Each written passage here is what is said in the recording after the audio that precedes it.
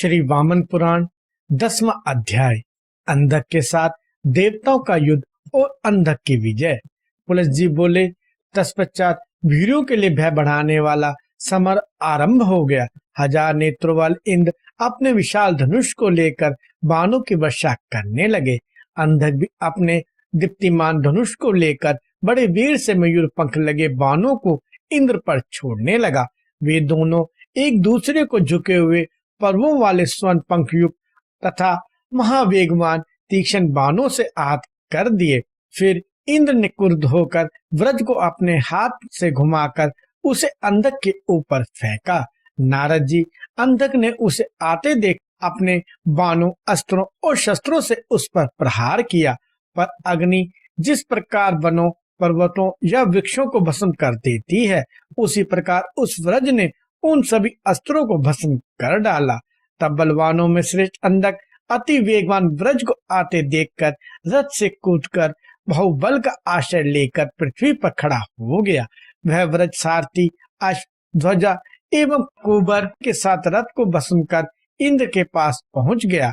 उस वज्र को वेग पूर्वक आते देख बलवान अंधक ने मुष्टिक से मारकर उसे भूमि पर गिरा दिया और गर्जन करने लगा। उसे इस प्रकार गरजते देखकर इंद्र ने उसके ऊपर जोरों से बाणों की वर्षा प्रारंभ कर दी। अंधक भी उनको निवारित करते हुए इंद्र के पास पहुंच गया। उसने अपने हाथ में ऐरावत हाथी के सिर पर एवं अपने पैर से सूंड पर प्रहार कर और घुटनों से दांतों पर प्रहार कर उन्हें तोड़ डाला। फिर अंधक ने भाई मुष्टि से ऐरावत की कमर पर शीघ्रता पूर्वक चोट मारकर उसे जर्जर कर गिरा दिया। इंद्र भी हाथी से नीचे गिरे जा रहे थे।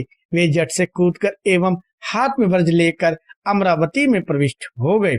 इंद्र के रन से विमुख हो जाने पर अंधक ने उस विशाल देव सेना को पैर, मुट्ठी और थपड़ों आदि से मारकर गिरा दिया। नारद जी इसके बाद देवश्रेष्ठ यमराज अपना दंड घुमाते हुए प्रहलाद को मारने की इच्छा से दौड़ पड़े। यमराज को अपनी ओर आते देख प्रहलाद ने भी अपने धनुष को चढ़ाकर फुर्ती से बाण समूह की झड़ी लगा दी। यमराज ने अपने दंड के पहाड़ से उस अतुलनीय बाण वृष्टि को व्यर्थ कर लोक भयकारी दंड चला दिया। धर्मराज के हाथ में स्थित वह दंड हवा में ऊपर घूम रहा था। वह ऐसा लगता था कि मानो लोगों को जलाने के लिए कालाग्नि प्रज्वलित हो रही हो। उस प्रज्वलित दंड को अपनी ओर आते देखकर दैत्य लोग चिल्लाने लगे, हाय हाय, यमराज ने प्रहलाद को मार दिया। उस अकरानंदन को सुनकर हिरण्याक्ष पुत्र अंधक ने कहा, डरो मत, मेरे रहते ये यमराज क्या वस्तु है। नारद जी ऐसा कहकर वह वेग से दौड़ पड़ा और हंसते हुए उस दंड को बाएं हाथ से पकड़ लिया। फिर अंधक उसे लेकर घुमाने लगा और साथ ही वर्षाकालिक मेघ के तुल्य वह महानाद करते हुए गर्जन करने लगा।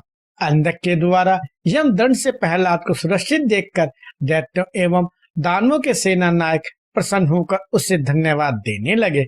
मुन्ने अपने महादंड को अंधक द्वारा घुमाए देख सूर्यतन्य यम दैत्यों को दुस्साह और दुर्जा समझ कर अंतर्ध्यान हो गए। महामुनि धर्मराज के अंतर्हित होने पर बलि प्रहलाद भी सभी ओर से देव सेना को नष्ट करने लगे। वरुण देव सूस पर स्थित थे। वे प्रबल असुरों को अपने पाशों से बांधकर गदा द्वारा विदीन करने लगे। इस पर विरोचन ने उनका सामना किया। अपने वज्र तुल्य तोमर, शक्ति, बाण, मुद्गल और कनर्पों, भल्लों से वरुण देव पर प्रहार किया। इस पर वरुण ने उसके निकट जाकर गदा से मारकर उन्हें पृथ्वी पर गिरा दिया। फिर दौड़कर उन्होंने पाशों से उनके मत वाले हाथी को बांध लिया, पर अंधक ने तुरंत ही उन पाशों के सैकड़ों टुकड़े कर दिए। नारद जी इतना ही नहीं, उसने वरुण के निकट जाकर उनकी कमर भी पकड़ ली। उस हाथी ने भी अपने प्रबल दांतों से वरुण को उठाकर फेंक दिया। साथ ही वाहन सहित वरुण को अपने पैरों से कुचलने लगा।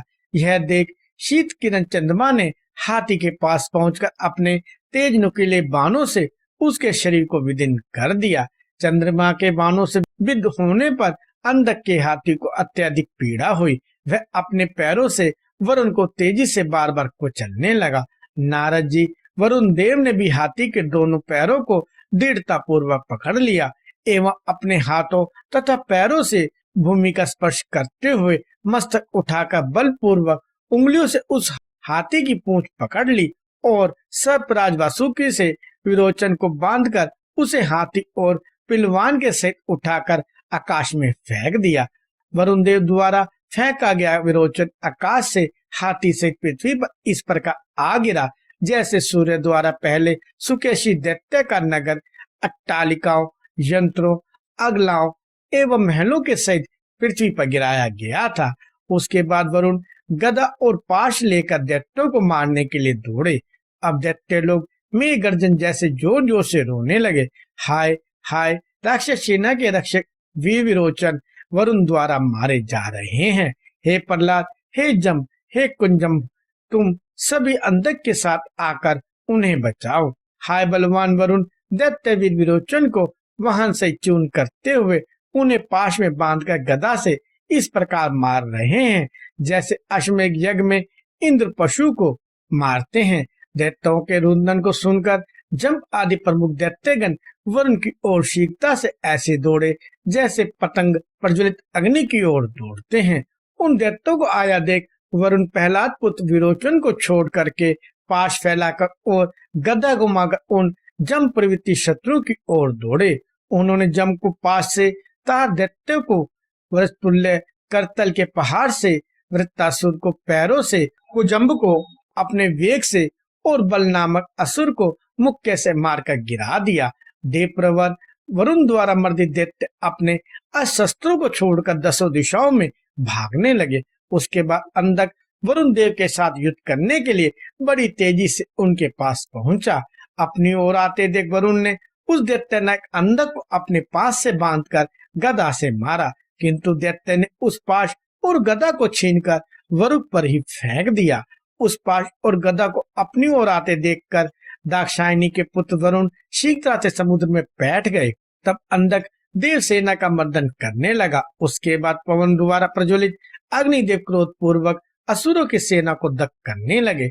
तब दानवों का विश्वकर्मा शिल्पराज प्रचंड प्रतापी महाभाव में उनके सामने आया। नारद जी शंबर के साथ उसे आते देख अग्निदेव ने वायुदेव के साथ शक्ति के पहाड़ से मैं और शंबर के कंठ में चोट पहुंचाकर उन दोनों को ही जोर से पकड़ लिया। शक्ति से कवच के फट जाने पर छिन्न भिन्न शरीर वाला मैं पृथ्वी पर गिर पड़ा और शंबासुर कंठ में प्रदीप्त अग्नि के लग जाने से दग्ध होने लगा। अग्नि द्वारा जलते दैत्य ने उस समय मुक्त कंठ से इस प्रकार रोदन किया जैसे वन में सिंह से आक्रामक वाला हाथी वेदना से दुखी होकर करुण चिंगाड़ करता है। शंबर के उस शब्द को सुनकर क्रोध से लाल नेत्रों वाले दैत्येश्वर ने कहा, अरे यह क्या, युद्ध में मैं और शंबर को किसने जीता है? इस पर दैत्य योद्धाओं ने अंधक से कहा, अग्निदेव इनको जला रहे हैं, आप जाकर उनकी रक्षा करें। आपके अतिरिक्त दूसरा कोई भी अग्नि को रोक नहीं सकता। नारद जी दैत्यों के ऐसा कहने पर हिरण्याक्ष पुत्र शीघ्रता से परिध उठाकर ठहरो ठहरो कहता हुआ अग्नि की ओर दौड़ पड़ा। अंधक के वचन को सुनकर अव्यात्मा अग्निदेव ने अत्यंत क्रोध से उस दैत्य को शीघ्र ही उठाकर पृथ्वी पर पटक दिया। उसके बाद अंधक अग्नि के पास पहुंचा। उसने श्रेष्ठ अस्त्र के द्वारा अग्नि के सिर पर प्रहार किया। इस प्रकार अग्निदेव शंबर को छोड़कर तत्काल अंधक की ओर दौड़े। अंधक ने आते हुए अग्निदेव के सिर पर पुनः परिध से प्रहार किया। अंधक द्वारा ताड़ित अग्निदेव भयभीत होकर रण क्षेत्र से भाग गए। उसके बाद पराक्रमी अंधक वायु, चंद्र, सूर्य, साधा, रुद्र, अश्विनी कुमार, वसु और महान नागों में जिन जिन को वांस स्पर्श करता था वे सभी युद्ध भूमि से परामुख हो जाते थे। इस प्रकार इंद्र, रुद्र, यम, सोम सहित देवताओं की उग्र सेना को जीतकर अंधक श्रेष्ठ दानवों के द्वारा पूजित होकर पृथ्वी पर आ गया। वहां वह बुद्धिमान दैत्य सभी राजाओं को अपना कर सामंत बना करके तथा समस्त चराचर जगत को वश में कर पाताल में स्थित अपने अश्मक नामक उत्तम नगर में चला गया।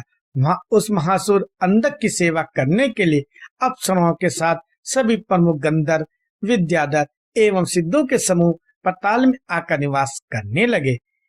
इस प्रकार श्री वामन पुराण में 10वां अध्याय समाप्त हुआ।